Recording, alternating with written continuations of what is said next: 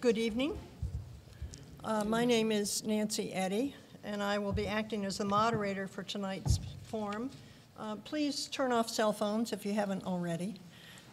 We all try to do that and to keep from distracting people as well as from making noises. On behalf of the League, it's my pleasure to welcome you to Candidates Night and to introduce this year's town-wide candidates for office. We will have both some uncontested seats on the Select Board, on the Housing Authority, the elector for Oliver Smith Will, town meeting moderator, and we will also hear from candidates who are running for contested seats on the school committee and as a member of the Jones Library Board of Trustees.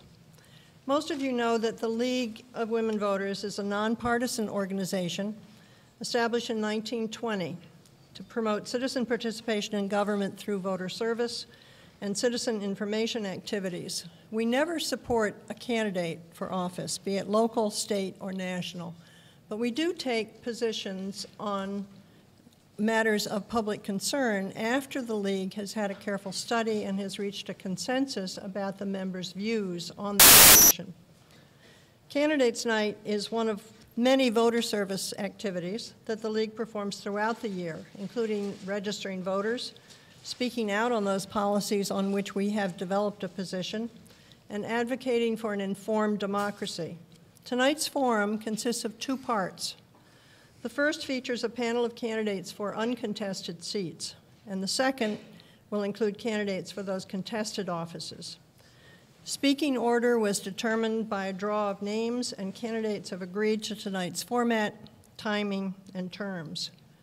Our format is to allow candidates an equal opportunity to inform voters of their views and their positions on important issues. All candidates will make a 1.5-minute opening statement and respond to one or more questions which have been solicited from League members. Those in the audience may also submit questions, and there are blank cards which will be handed out and are available if you raise your hand you want to ask a question. Candidates for contested seats will also make a 1-minute closing statement. Seated over on my right are Maya Lilia and Phyllis Lair, who have been collecting questions from the audience and have other questions that have already been submitted. If you do have a question you want to send up, hold up your card and one of our members will in fact pick them up.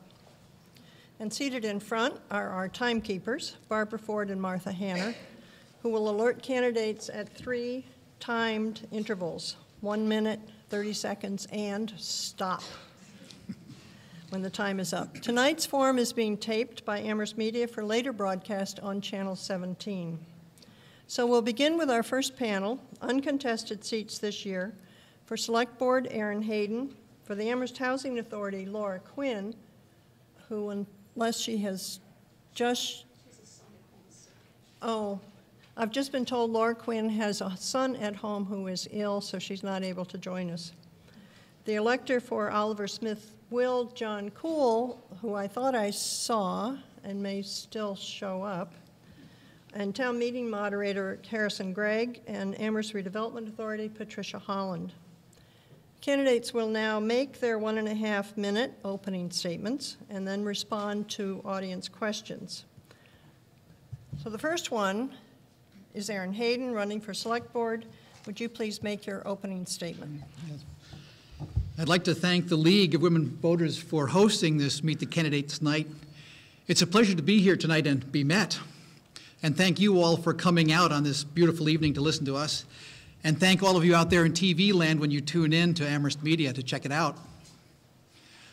Our volunteer government only succeeds when we each do our part, when we voters learn about us candidates and cast an informed vote, and then those of us fortunate enough to be elected do our work to be informed on the issues we will be taking decisions on.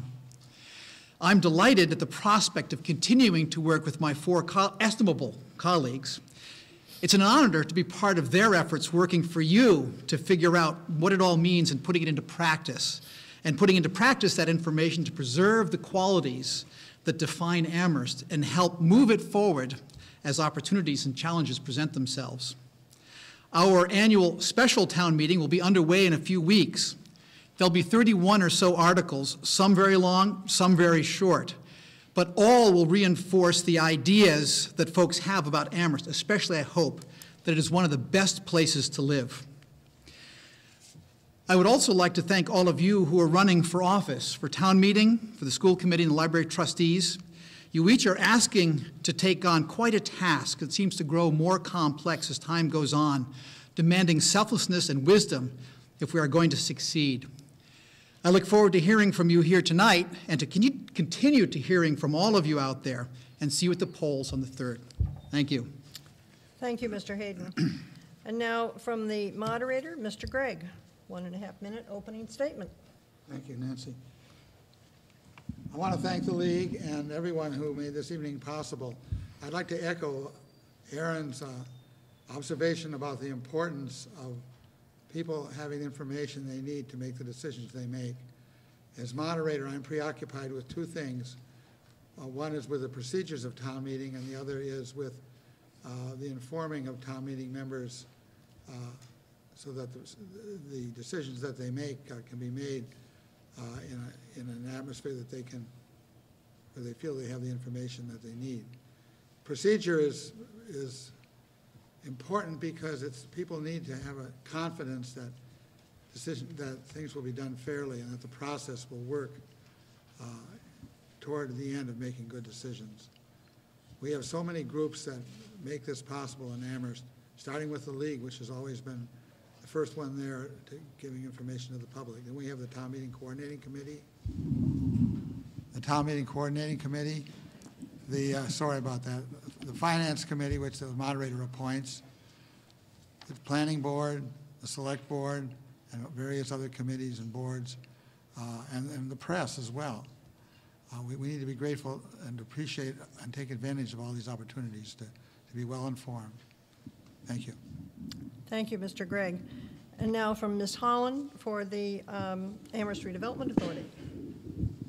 Thank you, and I echo all the thanks that you have received for hosting this meeting. I'm a candidate for Amherst Redevelopment Authority.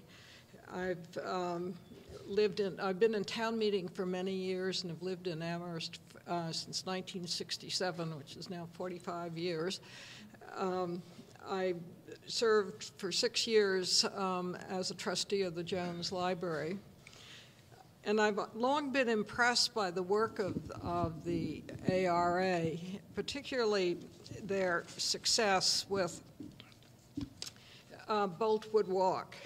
You know, the ARA is authorized under the law to, state law this is, to oversee urban renewal through redevelopment, adaptive reuse, and infill development.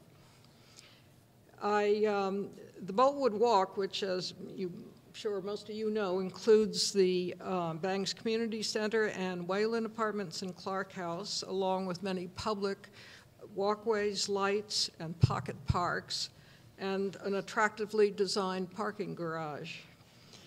What I think is most important about the ARA is that it allows for developing a major site with citizen advice and participation rather than by a developer working alone. Citizens and neighbors have a large say in what goes in. At the moment, there is no new project under consideration, but when one is identified, I promise to work hard for it. Thank you. We'll now take questions which have been posed to the candidates.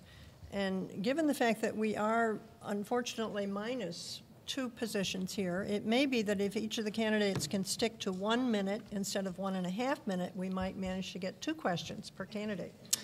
We'll start with Aaron and see if he can be brief. How do you plan to address the requested changes in the North Amherst form-based zoning plan being considered? And is it possible to separate the 2 areas, North and South Amherst Village Centers, mentioned in the proposal? As most of you know, I'm no longer on the planning board, and so the details of these decisions are not present for me. But the concept of form-based code is very important, And I'm expecting that the new town meeting members, who are many of whom have been around for a long time, I imagine, will spend the time. The material on the code is in place, and if they spend some time with it, I think they'll find that it's very thorough in addressing the concerns that the planning board has heard. I've been to a number of their hearings and have listened to the give and take, and things have changed, and they've been trying to get it to work. Whether or not it can be split is an interesting question. The two neighborhoods, while they're very different, or have very different neighbors, are similar in other ways. I believe that they are going to be split in the in this warrant. So I don't know how, but I'm sure it can be done. Thank you. Maybe we should pose the same question to Mr. Gregg, whether or not those questions can be split on the town meeting floor. I'm posing the question to Mr. Gregg as the moderator, whether or not on town meeting floor that question could be divided. Well, as a matter of fact, I believe the warrant that's about to come out will treat the two separately. There's really three parts to this. One is establishing regulations for form-based zoning, and then the second two are applying that to two different particular village centers in Amherst, the Atkins and the North Amherst. And so the select board has tried to get, and the planning board, I should say, has tried to get that onto the warrant in such a way that it'll be possible for town meeting to decide all three of those issues independently of each other, basically. Okay. You can do one and not the other if you want.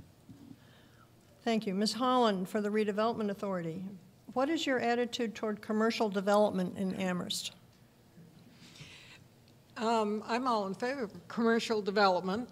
What I don't think is worthwhile is the situation that we now face, say, in North Amherst, where I live, where there's the only way to control development is by zoning. And while that's what I admire about the ARA, that it's obliged to have citizen input. And I think that the citizen input, when they considered the zoning on North Pleasant Street by the university, was extremely important, and in having the university withdraw its support for that. Let's go back to Mr. Hayden on the Select Board. What do you see are the main challenges facing the Select Board in the next year or two? Budget, of course. We're now in the 5th year of no longer an economic crisis, no more present crisis. But the good news that we heard is that the state is likely not to cut our budget from last year, that we're it's kind of interesting to imagine that it's good news that we're going to get just as much money as we did last year, even though costs continue to go up. There are a number of other things that the Select Board deals with. One of the challenges will be to enhance our relationship with the university, specifically as part of an effort to help the 26,000 undergraduates that are among us that Amherst hosts during the course of the school year be better neighbors.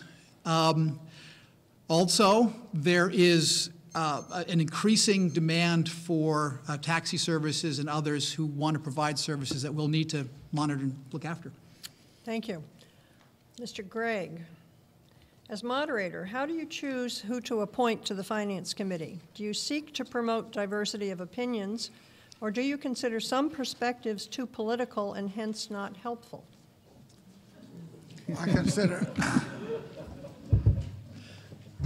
I consider several things when making appointments to the Finance Committee. I think it's important that the person be able to work well with other people in a collegial way. They have to be someone who can handle the complexity of the information that has to be dealt with.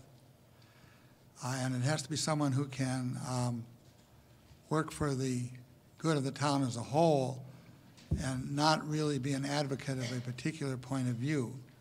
That's a difficult one. But I try to bring people on who do not have particular access to grind or particular causes that they want to promote, because I think the Finance Committee needs to stick to its job, which is to try to determine the financial implications of articles that come up before town meeting, and to advise town meeting on how the town's financial situation will be affected if this thing passes.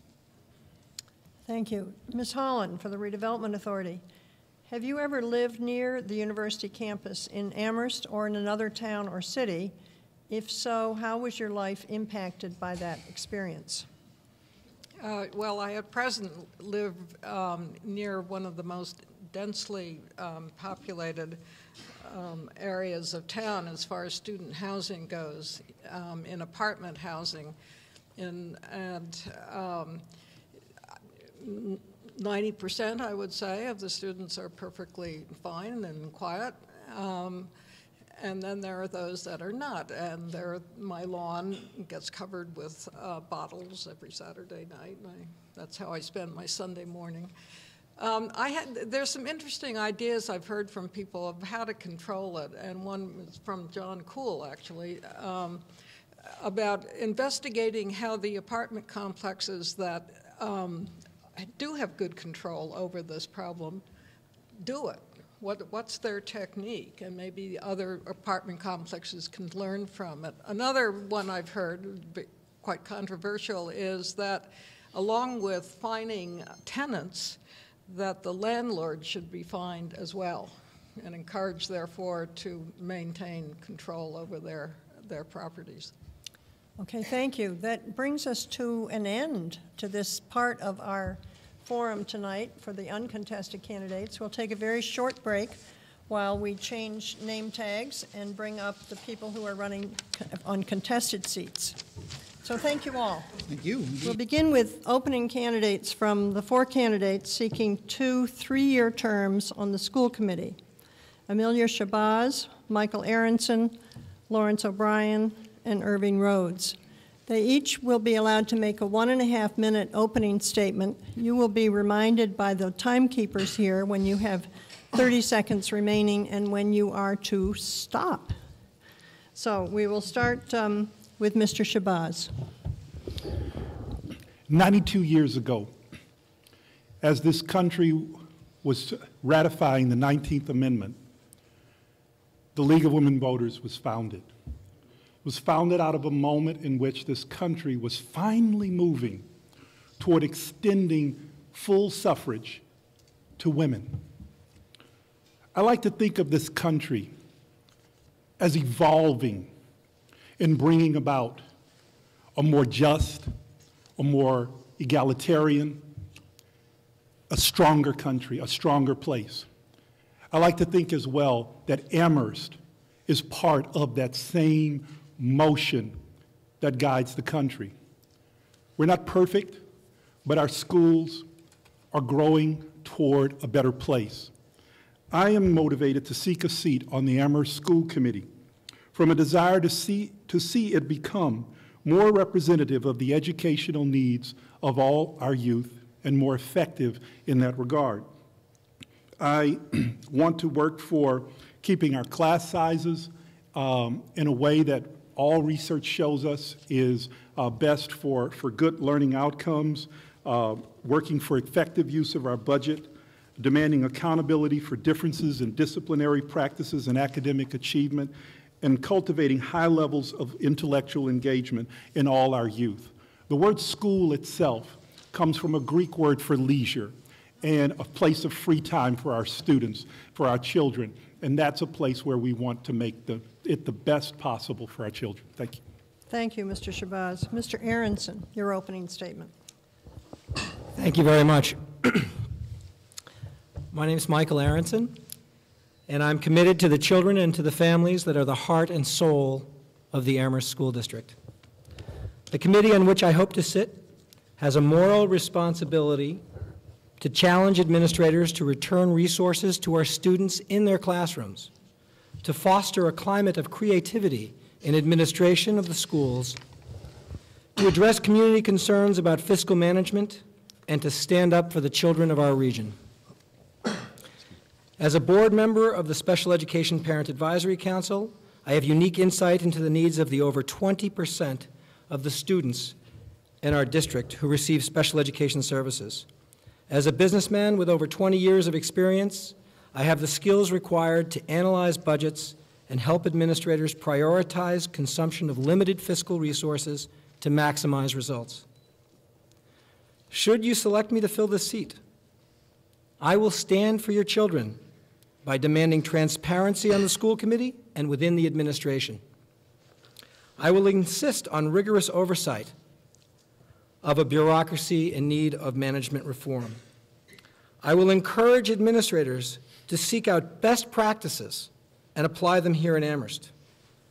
And I will provide a balanced view of a system in need of discipline in the interest of our community. If you share these goals, I humbly request your vote in the election on April 3rd. Thank you.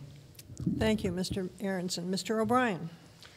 I'd like to thank the League for organizing this event, as well as express my appreciation to voters here and eventually out in the television audience.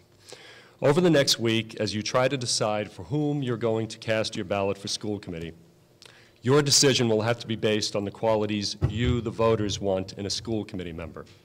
If you want a candidate who thinks that the role of the school committee is to provide a vision for the district, an oversight of the budget and superintendent, and not to micromanage the work of district staff, a candidate who will use the skills and experiences he has acquired over the last 10 years as a public school educator to civilly and collaboratively work with other committee members in carrying out those oversight responsibilities, and most importantly, a candidate who is proud of student and staff accomplishments and the programs in our schools, and I want to stress this, but believes that the ultimate measure of our district's success are the differences our schools make in the lives of learners who are struggling. If those are the qualities you seek in a school committee member, then I respectfully ask for your vote next Tuesday, April 3rd. Thank you, Mr. O'Brien. Mr. Rhodes. Hello, I'm Irv Rhodes, and I really would like to thank the League of Women Voters for sponsoring and conducting this event. I have been chair of the Amherst School Committee for the last 2 years.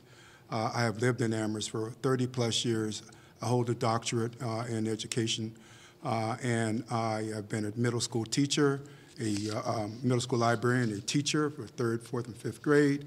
I have been an assistant superintendent, and I have a wealth of experience that I bring to this position. I am proud, in fact, very proud of the daily contributions I can make to the well-being of our school community. I believe that all of us share the beliefs and common values that underlie the success of the Amherst school system. Those beliefs and values center around excellence in a rigorous curriculum, one that every student is capable of achieving at a high level. I believe that teachers and administrators are committed to this high-quality education for all students, and that the Amherst community expects a high level of achievement for all students. My objectives for my next term are exploring causes for and lowering the achievement gap, eliminating the causes for disproportionate prevalence of discipline of minority students, increasing the growth of academic achievement for all students, especially for those on free and reduced lunch, increasing access for all students to quality after-school and summer school programs, supporting and advocating for increased resources for underachieving and struggling students, and renovating the Fort River and Wildwood School. I humbly ask for your vote. Thank you. Thank you, Mr. Rhodes. We'll now take questions posed to the candidates in rotating order. Each candidate will answer the same question. We'll have, hopefully, we can get through 2 questions. You each have 1.5 minutes, again, to respond, and the timekeepers will tell you when your time is coming up. So let me start with one that was submitted by someone in the audience. We all agree that students with special needs should have appropriate support. But what will you do to support and encourage high-achieving students and to keep them in the public system? We'll start with Mr. O'Brien. My daughters were high-achieving students, and they're doing quite well, the two oldest, the twins, at Boston College and Boston University, and I was never worried that our district wasn't serving their needs. And so I'll be completely honest, I'm quite confident that our district at the elementary level through differentiated instruction is doing a wonderful job at meeting the needs of our high-flying students. But I am still very concerned. There's no evidence that we're having a problem meeting the needs of our best students. They're going off to wonderful colleges. We really need to address the needs of students who are struggling in our schools for a variety of reasons. Mr. Shabazz. Everybody can sometimes respond well to challenge. I think we ought to challenge even those who are doing well. And one of the ways I think that can occur is if we work harder. First of all, we get our act internally, our house together, acting more collegially, working with each other in positive ways, with our administrators and faculty in positive ways, but to explore deeper collaborations with these great institutions right here in Amherst. University of Massachusetts just hired a great new chancellor, Kimball Sumaswamy.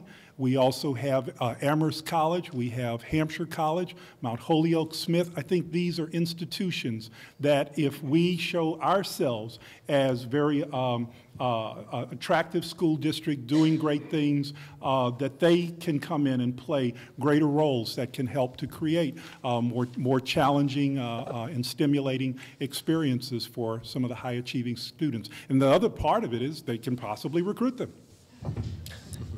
Thank you. Mr. Rhodes.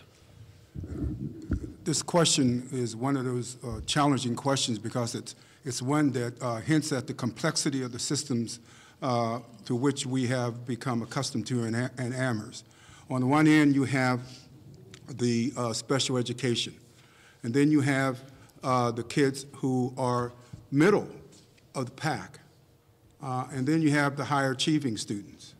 All right? And then you also have the struggling students. All of those have to be addressed. One of the things that has happened over the last 2 years that is really important is that the schools, via its superintendent and its curriculum director, have looked at these problems and said, we can address them in a systematic manner. And so therefore, the institution of collaborative education for teachers in terms of their teacher rounds that happen, and so the teachers can evaluate each other's practice and talk about that practice. The implementation of various programs such as positive behavioral intervention and our response to intervention. The math curriculum that has received a lot of attention over the year has all been implemented, but all comes down to the one fundamental unit, and that is the teacher in the classroom. And so the focus of the school administration and of the school committee is on that classroom and on that teacher. Thank you. Mr. Aronson. That was quick. In my opening comment, I stated that I'm committed to the children and families that are the heart and soul of the district. The high achievers are a part of that. And I also suggested that I'm interested in fostering a climate of creativity in administration. And I can add to that we need to tap into the resources that we have in our incredible community. Amherst has tremendous resources.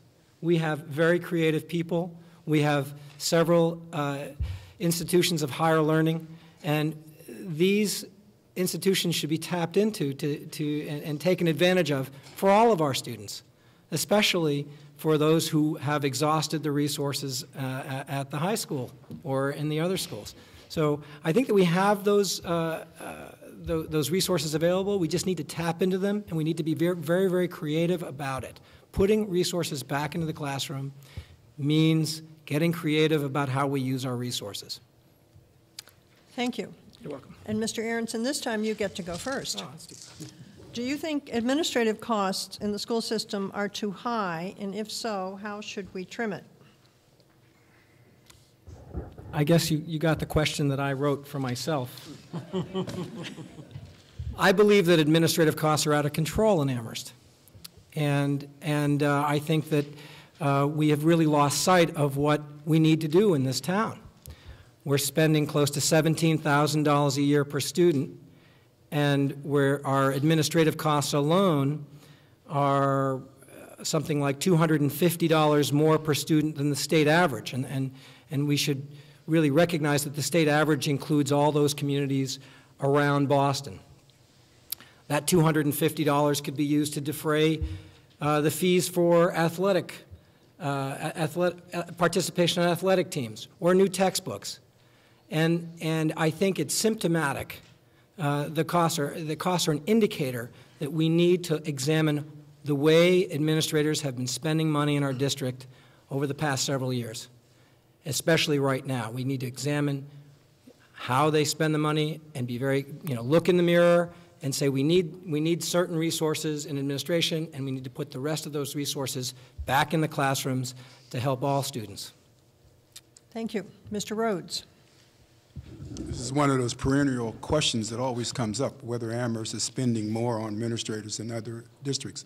When you look at the Department of Education, elementary and secondary education data bank, it would indicate or appear that we are spending more than other school districts. But are we comparing apples to apples and oranges when we look at those costs? Our system, our students that we have are comparably different than the students that are in other districts. We also must be mindful of the fact that over the last 10 years, the student population of Amherst has changed dramatically. And that population now stands at about 37 to 40% minority. All right? That is an incredible number. There are mandates that the school has to adhere to, and that requires administrators. Yes, I am for looking at every penny that we spend, and so that we can assure that we are spending it in a cost-effective manner. But I think that we do not need to rush to judgment to say that we are overspending on administration. We need to examine that very carefully, and it should be examined because we should be able to say to the public how we're spending our money, and we shouldn't be afraid of the answers that comes back from any kind of independent study of those costs. Mr. O'Brien. In regards to administrative costs, I'm prepared to wait out and find out what the results are with the report that the school committee recently voted to conduct. I will say that in some research that I've done, I compared the administrative costs that are on the Department of Elementary and Secondary Education website of the Amherst School District with the school district that I'm working in. And in the year 2010, the district that I currently work in spent 3.67% of its budget on administration. And in 2010, the Amherst School spent 3.67% of its budget on administration. I'm convinced that we do need to go forward with this report to make sure that we're not getting caught up in a knee-jerk reaction that just, it's easy to target administrators. It's the most difficult position, I think, in schools, and we need not get caught up in that. I can say that as a classroom educator, it's been really crucial sometimes when my district has added administration. It's freed up a considerable amount of time for myself for planning creative lessons and meeting with students. So I thank you. Mr. Shabazz. Thank you. In 2008, when as a country went through some really tough times, the recession was full-blown. Over at the University of Massachusetts, where I work, we proceeded from looking at what's the real core of what we're doing there, the academic core, the teaching, the learning, the costs around that. And you want to protect that. You want to make sure that wherever you're spending your dollars, that's not cut first, That's the last place you go for cuts. So around that then comes a lot of the extracurricular activities, a lot of the, and administration. For us, it's a building called Whitmore. We speak of Whitmore. Let's cut at Whitmore first. Don't cut faculty, don't cut programs, don't cut degrees. Let's cut Whitmore first. And indeed, Whitmore stepped, under Chancellor Holub, he stepped to the challenge and bore the brunt of a lot of things. The other thing we went into was revenue generation.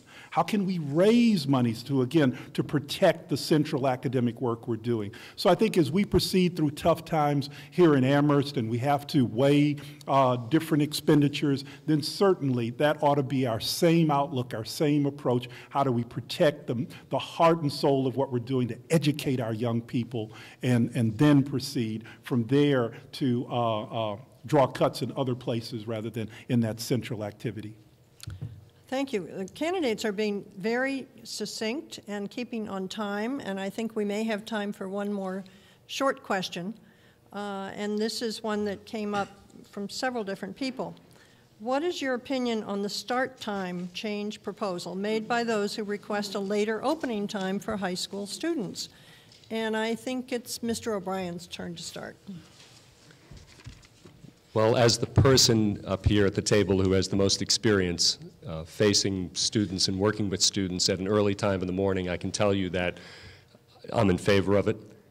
I think, as I've heard commented on a lot in the newspaper and in forums I've been to, that the evidence is in. There's no question about it that having a later start time for adolescents improves academic achievement and learning during the day. However, as the district goes forward and makes a decision one way or the other, we need to be mindful of costs, particularly regarding transportation, and just as important, if not more important, not being disruptive in the lives of elementary school students and their families. We have to be very mindful of how that shift will affect preschool care, early care, and after care. Thank you. Thank you. Mr. Shabazz. Yes, is Nick still here? Nick got me all wrong on that one. No, I have really been chasing. I had a long talk with my son. We went through 4 years of real struggles. You will not miss the bus. Get on the bus. And for me, my job was done, and I felt, the battle was won that we'd waged that morning once he's driving away on that big yellow bus. But I know for him, the struggle was really just starting. And he definitely conveyed that to me strongly that, Dad, you've got to support that one. All my friends back there, all the people, I know what they're going through. So I really feel this is something that, and beyond even just the data that's supported, it's something our children, our young people in the high school seem to really want and appreciate. We do have issues, though, in terms of the negative elementary school, the impacts on families of elementary school children, and other kinds of after-school activities. So if we can find a way to do it, I'm all for doing it. I'm not at all opposed to looking at that. Mr. Aronson. What I can share is that my elementary student in my family is up at 6 o'clock in the morning, and my high school student wants to stay in bed until 9. That said, I think we need to study the issue, review studies that have been done around the country, and I think we should approach this problem the way we should approach every problem in our district, and be creative. We should find the studies, look at the data, find the best practices, and then implement what has been found to be most effective. Anecdotally, I believe it'll be more effective to have the younger children go to school first, but I can't tell you because I don't have the data in front of me and I haven't looked at the studies. But presumably someone is doing that in the district. Mr. Rhodes. I spent one Saturday 10 hours reviewing all the literature related to later start time on two parts of that. One was on the sleep studies that were done with adolescents, and the other one was with the academic achievement of students who started school later with a number of different experiments, especially in Minnesota. What I have concluded is that there is no doubt that the sleep studies are are right on. They're done very well. Their conclusions that they reached can be supported by and are supported by any number of researchers, and they have been peer reviewed. On the other side, academic achievement in terms of later start, it is definitely inconclusive. In fact, I know of no studies that have indicated that academic achievement has increased. If you look at those studies, the one that I do know was done was in Minnesota. They had a huge amount of difficulty tracking academic achievement.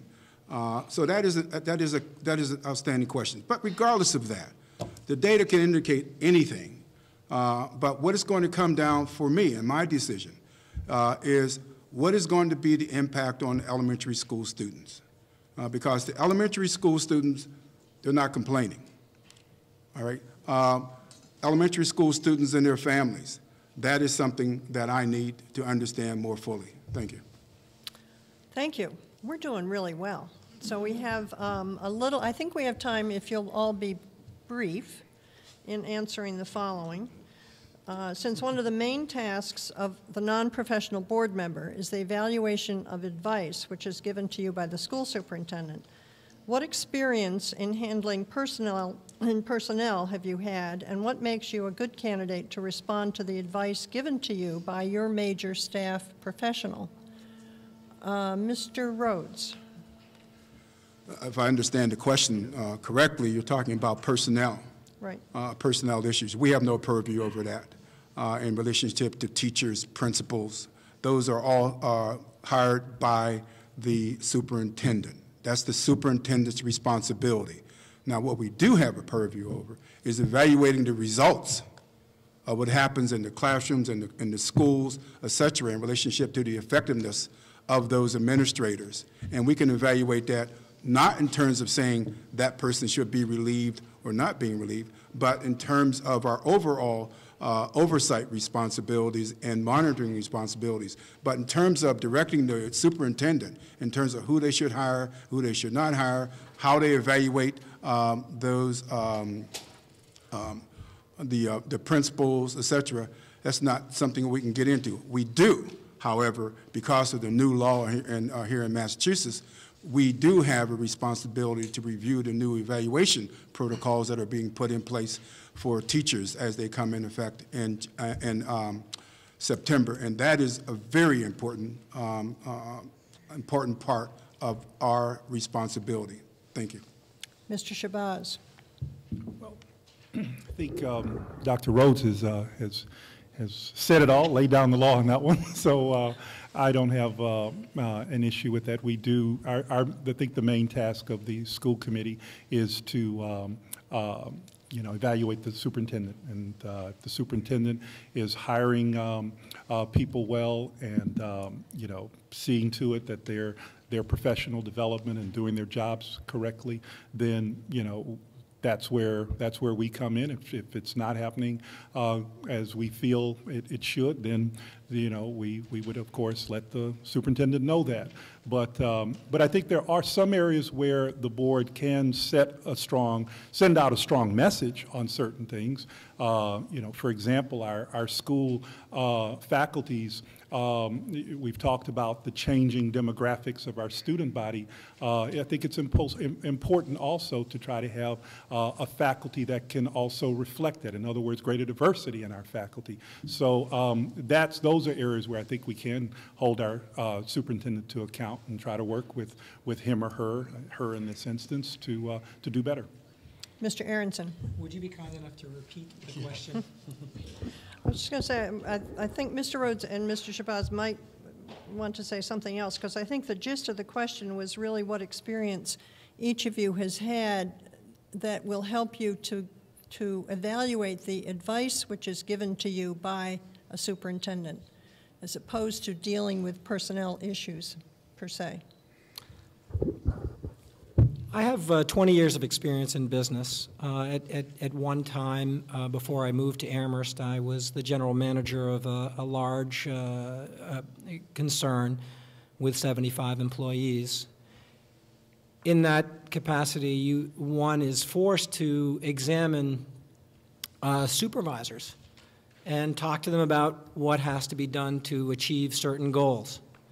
I think I am not an educational professional, and I'm the only person on this board that is not, or in this panel that is not. And I'm not claiming to be, but I am very good at smelling the truth, I believe. And I will be very rigorous in terms of my approach in listening to what the administrator that is responsible to the board has to say. I will be very careful about any data that comes my way, and I will ask questions that I believe are penetrating and respectful, but to seek the truth. And I think that that's the only way we can be on a school committee, and that's the only way we can serve the people of Amherst and the students of Amherst. Mr. Rhodes, you want a chance to say something else? If the superintendent asked me for advice on personnel, I certainly have the background. I was assistant superintendent at Belchertown State School with 350 staff members, including teachers and all kinds of personnel. I think that if the superintendent did ask me that question, I would be well-suited in order to answer that. Also, I've been a teacher, and I think that my background and experience would position me to give her really good advice if she sought that advice. Thank you. Mr. Shabazz, anything you want to add? Well, as far as just personal background, so I have about 25 years of experience in universities. We deal with I think the main thing from that experience is more of a collegial, collaborative process. You ask your questions, you respect the questions that your other colleagues, in this case on the school committee, would ask about something, you share ideas, and then collaboratively we would kind of process the advice or be able, or try to respond collaboratively. I think individually I can certainly give my views from my experiences in education and higher education in particular. Thank you. Mr. O'Brien.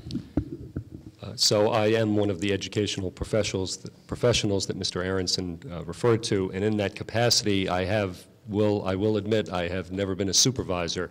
I have been the personnel who is being evaluated. But I can say that in my experience, I'll echo what Professor Shabazz said.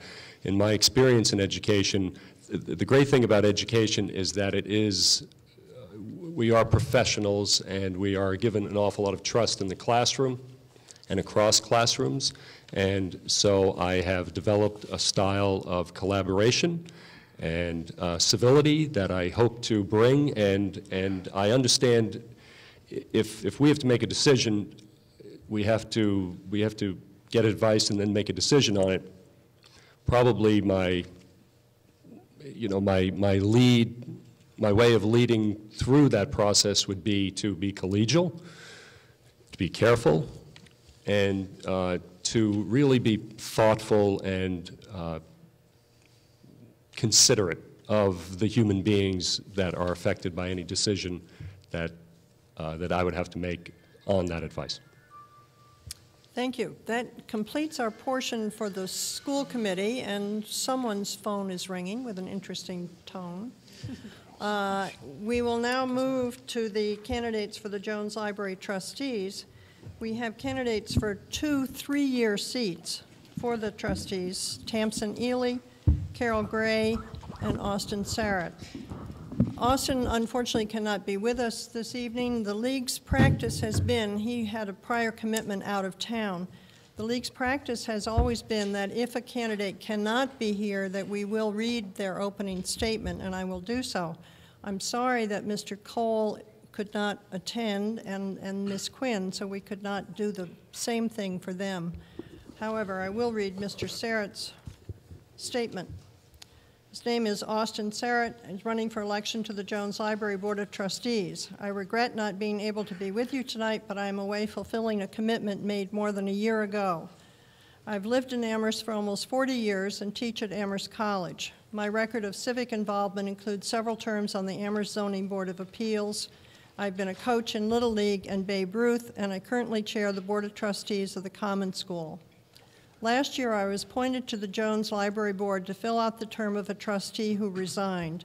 I have been honored to serve and look forward to continuing that service. Would I be elected, 3 areas would be my priority. First is governance. I have tried to bring a spirit of collegiality and common sense to the board. Both are essential if the trustees are to function effectively, and an effective board is essential if the library is going to serve the community well, plan for the future, and secure the resources it needs. In addition, board service is not about single-mindedly pursuing a personal agenda, dominating every conversation, or micromanaging. It's about working with other trustees and our terrific new director to articulate a vision that can enlist the support of the town and those who love the library. My second priority is enhancing library service and community involvement. This means working to restore Monday morning hours, to extend library hours on weekends, and to support the branch libraries. It means enhancing the Homebound program, which provides services. The third priority is planning for the future. We must attend to our historic building and reorganize, bringing common sense and collegiality to the work of improving library governance, enhancing service and community involvement, and planning for the future. I am Austin Serrett, and I would be honored to have your support. That is his statement. Ms. Ely, would you please read your statement? Well, I'm not going to read it. I'm going to speak it. I am described in the newspaper as a newcomer because I have not yet served on the Jones Board of Library Trustees, but I'm not a newcomer to the town nor to libraries. I've lived in Amherst for 30 years, raised 2 sons here, spent a lot of time with schools, Little League, you name any activity a child in Amherst gets involved in, and we were involved with it. I am also not a newcomer to libraries. I have worked my entire professional life in libraries, over 40 years, 30 of that as Director and Dean of Library Services at Springfield Technical Community College. I know everything about running a library. I've supervised people, I've hired good people and let them do their work. I was never a micromanager and will not be that if I'm elected to the Board of Trustees.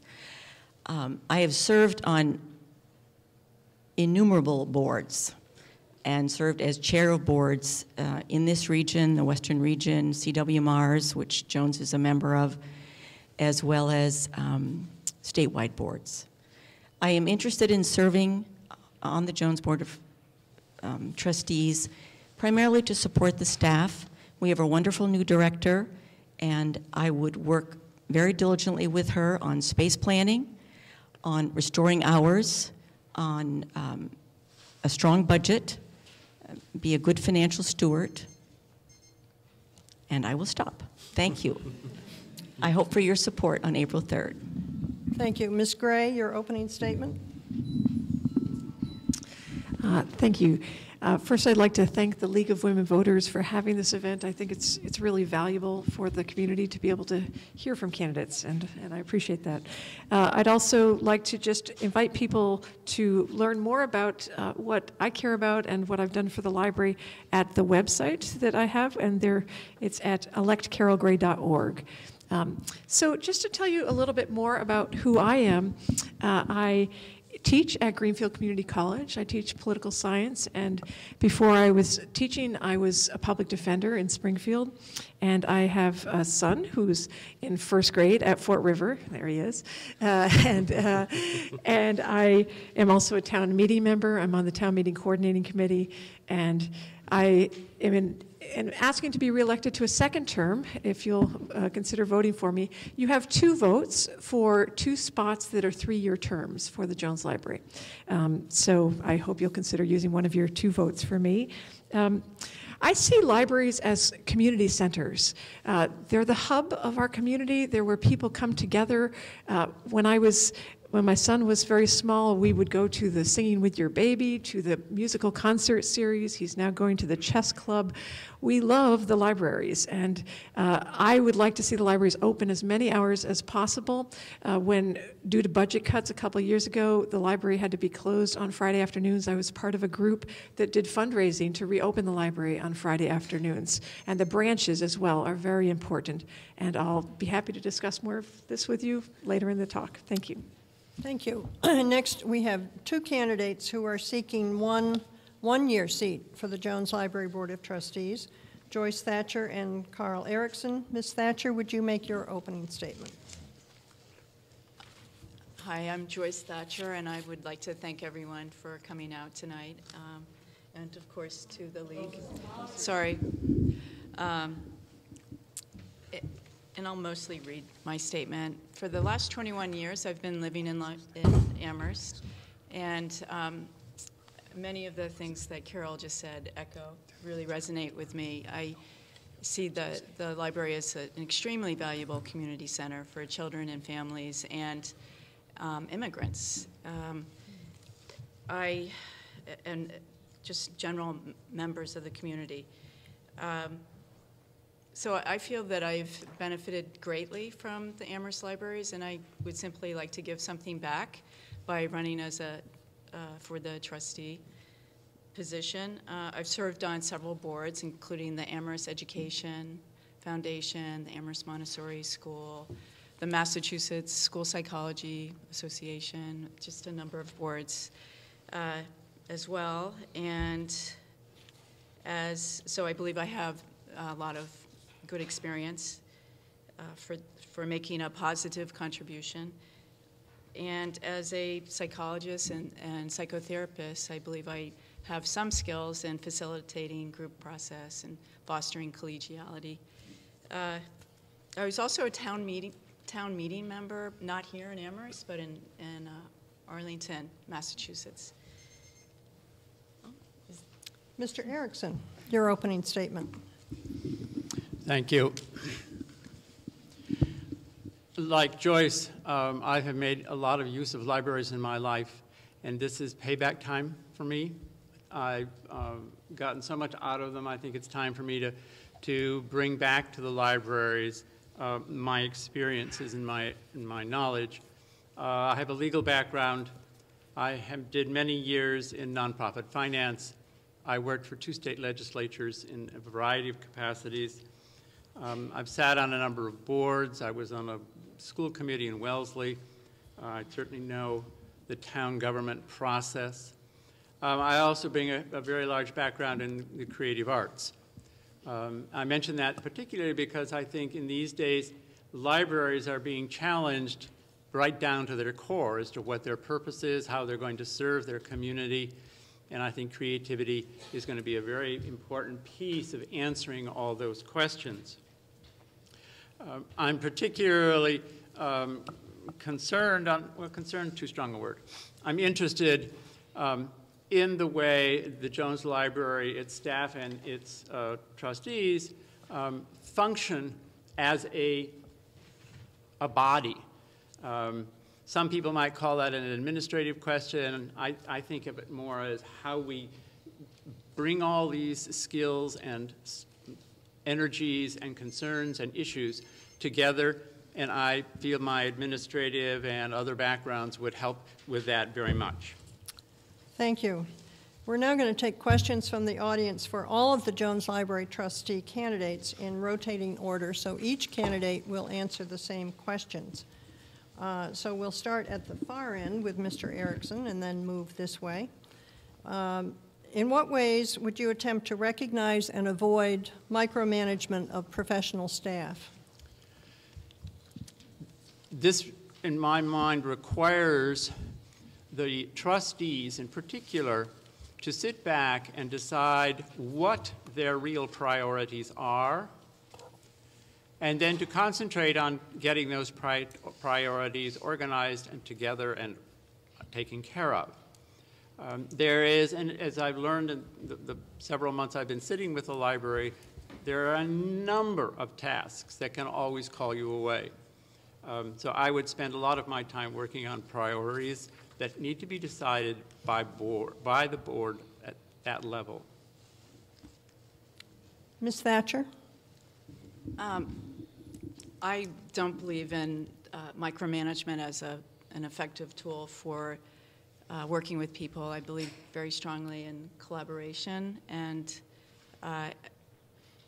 attending to the trustees' business. I guess I'll leave it at that, but one of the priorities that I see in the area of human resources is is rehabilitation, and so I think that there's always ways in which to work with people and create a positive atmosphere for people enjoying their work. Thank you. Ms. Gray. Yes. So this question deals partly with what is the role of a library trustee, and there's some great resources out there about that. I often refer to the Massachusetts Board of Library Commissioners Handbook, which has a whole chart that discusses the respective roles of trustees and the library director. Our libraries function well when everyone's working together, and the roles are complementary.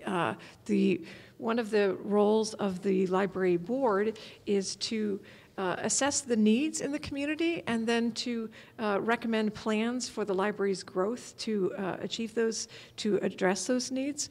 So I was on the long-range planning committee, and one of the things that was very helpful about that committee was that it was joint. There were 2 staff members, 2 trustees, the library director, and we worked very well together. We developed a 5-year long-range plan. We also surveyed the community. Part of what I see my role as a board member is to see what does the community need and want, and then try to bring up those issues at board meetings and try to make sure that there's funding for those things. For example, additional library hours was one of the top things that the community wants. The community loves the branches, keeping the branches vibrant, and that, of course, requires funding. So one of the critical roles of the board members is to fundraise, and I've been part of fundraising. I'm on the Joint Capital Planning Committee to advocate for funds, and there we are. Ms. Ely.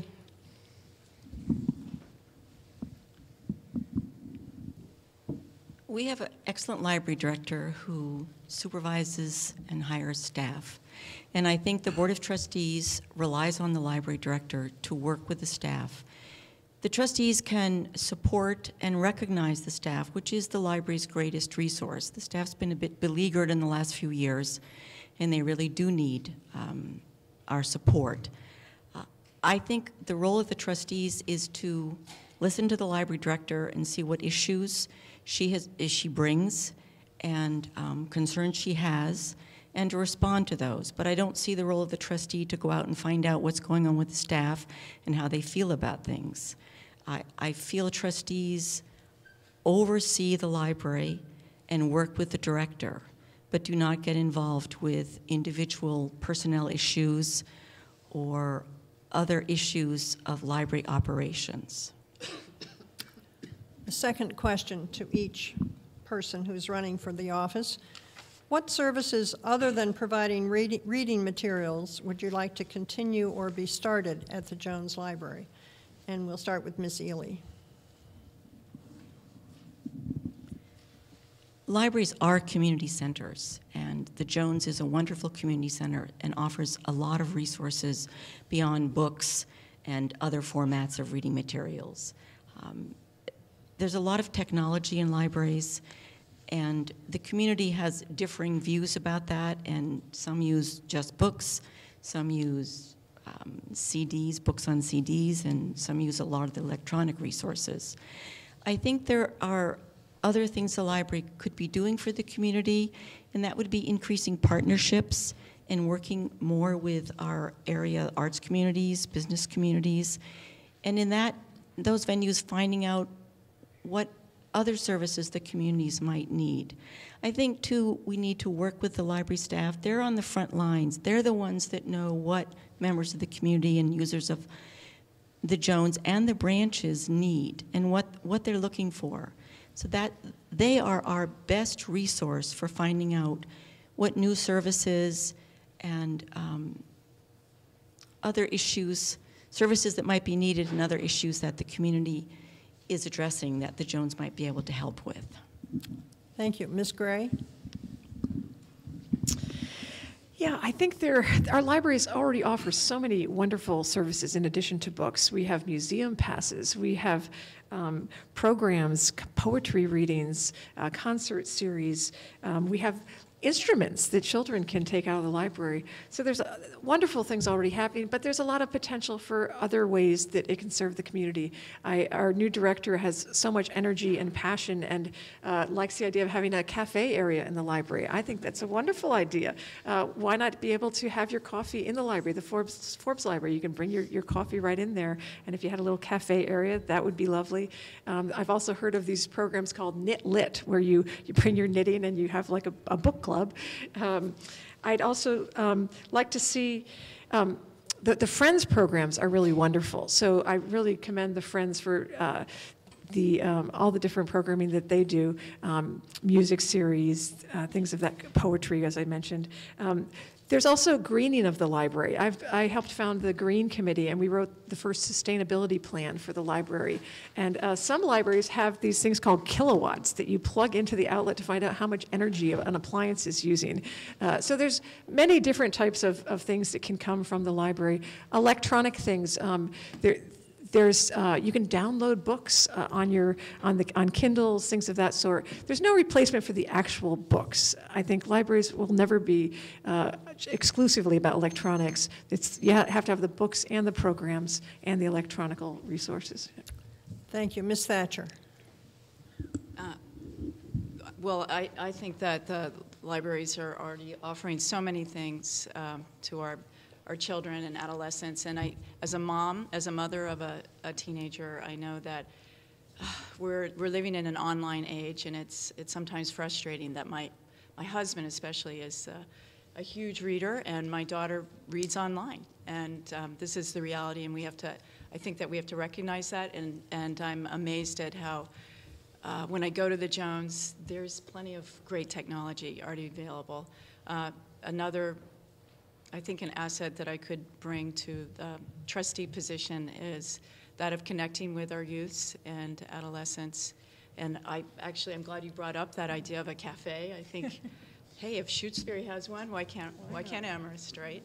And so I have some ideas around partnering with our farmers, our local heroes. I love anything green.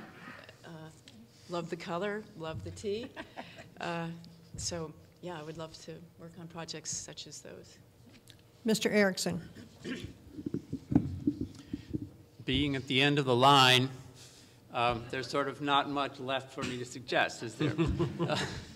I think the only comment that I would add to this is a concern that the library doesn't get too spread out in too many different directions. I've been involved in a number of organizations over the years who just sort of hop, skipped, and jumped all over everywhere and took anything, for any project that came along that intrigued them, and they ended up being torn in so many directions that they really had trouble fulfilling their basic programs. So while I certainly would encourage absolutely looking at absolutely everything, I would like to see all these programs sort of molded and shaped into some kind of consistent set of programs so that the trustees at least know what's going on, and so that the public has an idea of the kinds of programs, what they can come to the library for. Thank you. Again, we're being really quick, so let's take just 1 minute for a response to one last question. What improvements would you like to see in the physical plant of Jones Library or of the 2 branches in North and South Amherst? And we'll start with Ms. Thatcher. Gosh. Well, I mean, I think that the facilities are in pretty good condition. So I don't have anything that I see as glaring. I suppose it could use some improvements to the basement and the Jones, especially the restrooms. I think could use maybe a little rehab. But I don't have anything in mind that would demand a huge cost outlay or allocation. Okay, Mr. Erickson. For the last several years, I've been a volunteer bookshelver at the library, substituting when the college work-study students are gone. So I've spent a lot of time down in the basement shelving nonfiction books. And I've never quite been able to decide whether I like that space or I don't like that space. I think there are a number of nooks and crannies down there that could be put to much better use than there are. There are sometimes, and again, book shelving. There are sections of the library that are very hard to shelve books in because there's simply too many books. So it would be nice if we could figure out how to reorganize some of those shelvings so that there was ample place to shelve some of those books. Other than that, I can't think of it and don't know of any major expense that needs attending to or a renovation that needs attending to. Ms. Gray? Yes, thank you. In terms of the Munson Library, that building is actually owned by the town, so library funds don't go towards the maintenance of it. I was there just today, and I learned that they don't have a fire alarm system in the building, but I'm also on the Joint Capital Planning Committee, and there are numerous projects in the works, and it sounds like one of the most recent projects will be addressing that. Also, they're getting new stairs put in that will be more even and help people that are disabled. In terms of the Jones Library, one of the things I did when I came in is have an energy audit done, the first done in about 10 years. And we learned that there was insulation needed there, and also the North Amherst Library had virtually no insulation. So we're asking the Joint Capital Planning Committee during this budget cycle to please give us funding for insulation. The audit said that we would save $1,250 per year by putting insulation in the Jones Library, so this is really critical. Also, the North Amherst uses oil, so it's very critical to have insulation there. There's also more storage space needed for special collections, and I'd like to see North Amherst handicap accessible with an addition for a community room and public restrooms. Thank you. Ms. Ely?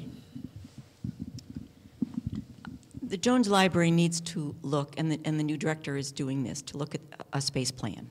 How to use the space more effectively and efficiently for public areas, for collections, for services, and for staff. I think that really needs to be looked at. It was never meant to be a library, it was a home, and there are some very unique challenges. And I think we need to address that, whether we need additional renovations in the future, we may. The North Amherst branch is lovely. The bathroom is not accessible, nor can one even get into the building. So that really needs to be looked at. It's a charming building. I walked to the Munson Library. It's my very favorite place in Amherst. It was of my son's. It has more room than North Amherst, but as Carol said, it does need some upgrades. They are all wonderful buildings, and we're very lucky to have them. Thank you. We're now going to move to closing statements from all of the candidates who are running for contested offices. We'll start with the school committee. We will go in reverse order from their opening statement. So Mr. Rhodes gets to go first with a 1-minute closing statement.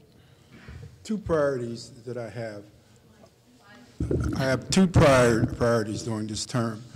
And one of them has to be with outreach to the community.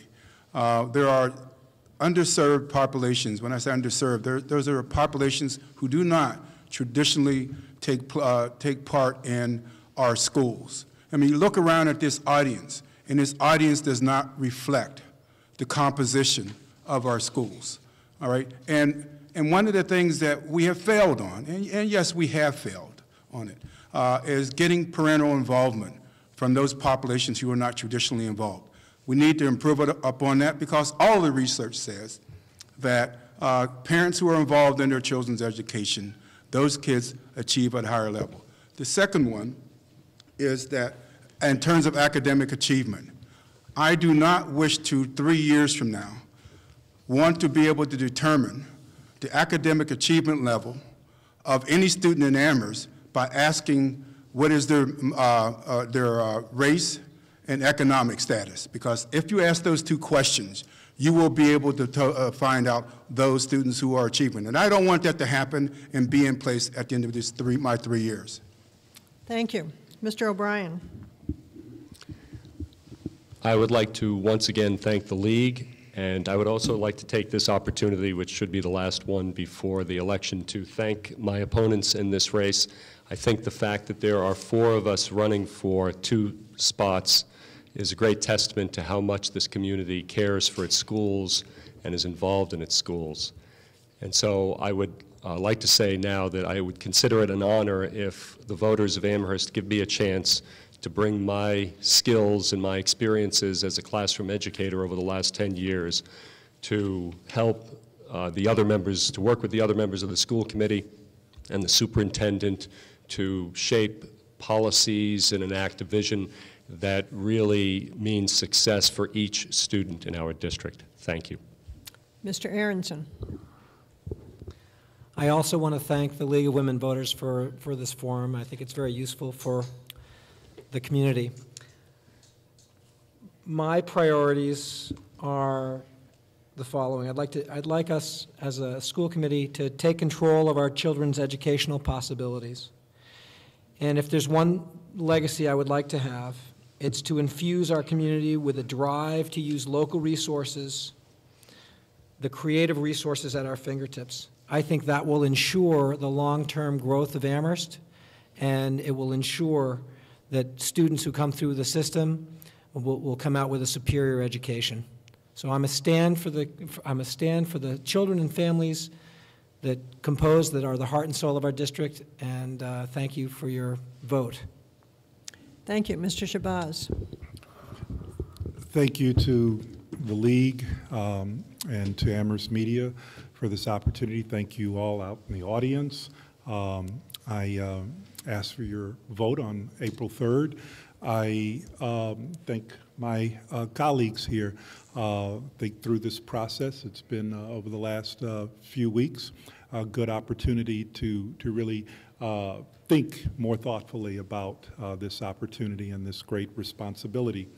I have just one goal or one kind of driving thing, and it's a vision of seeing the Amherst schools and our involvement in the regional schools be thought of as one of the best school systems in the Commonwealth, in the country. I think we can do that. We have such tremendous resources here. If we can do that for our children, I think it's something we can all be very proud of, and I want to work over the next 3 years to move us toward that direction. I have a great son that went through the high school. He was a high achiever, and he had areas he struggled. But as a high-achieving area in the arts, he was able to go to Amherst College, take a class with Wendy Ewald, a major photographer and artist. He was also able to go to UMass Amherst, take a course from a fabulous black archaeologist. Sorry, Mr. Shabazz, Dr. Whitney Battle Baptiste. So we've got good things and we can do more. Thank you. Sorry to have to interrupt you. From the Jones Library trustees, 1 minute each. Mr. Erickson gets to go first. I would like to thank the League for this opportunity, and I would request your vote for the one-year term on Tuesday. I would also extend an invitation to any or all of you who are in the library in the next 3 or 4 days. I will be there shelving books. No, I won't make you shelf a book, but certainly feel free to stop and chat with me about your interest in the library, what you'd like to see the library do. I would bring a flexible, creative approach to library issues, and with a fair amount of attention to making sure that we don't decide issues just on a single factor. It's not just money, it's not just personnel, it's not just books. All those things have to be brought together in sort of a holistic package in order to make everything work. Thank you. Thank you. Ms. Thatcher.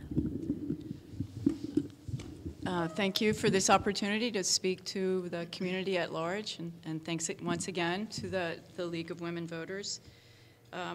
I see the Jones and its branches as places for garnering the interests and skills of folks of all ages and language backgrounds, and I would love to see it continue moving in this direction. I believe as a business owner operating in Amherst and its environs, that I have some of the financial knowledge and wherewithal to contribute what I can to help sustain the endowment, and with some ideas maybe stoke it a bit. So I would like to stress the outreach to community and to continue the community programs.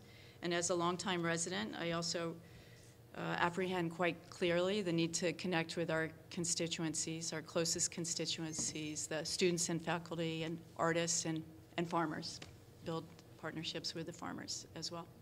Thank you. Ms. Gray. Thank you.